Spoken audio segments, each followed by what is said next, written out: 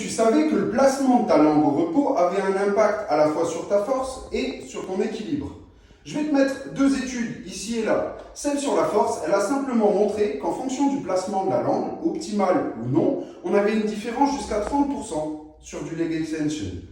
Sur l'équilibre, l'autre étude, elle a regardé simplement le balancier et le déplacement du centre de gravité sur une plateforme de force en fonction du placement de la langue.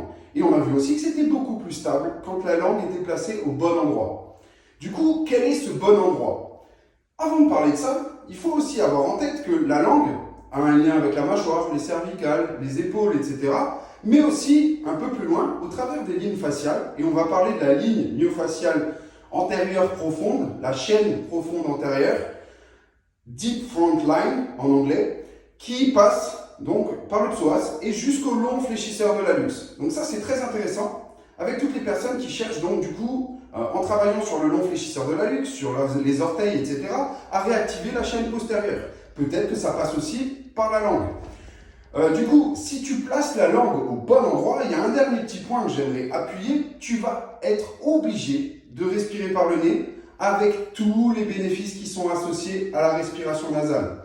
Du coup, le placement de la langue, tout simplement au palais dur. Je vous invite à regarder une petite photo d'où est le palais dur et un petit exercice tout simple à faire régulièrement, c'est-à-dire par exemple toutes les heures jusqu'à ce que ça soit intégré, c'est tout simplement de venir surélever les sourcils comme ça, de sourire, de pousser la langue au palais dur sans que ça touche les incisives et tu vas venir sur cette position-là avaler 3 fois. Ce qui te donne, je lève les sourcils, je souris, la langue est placée sans toucher l'incisive et j'avale.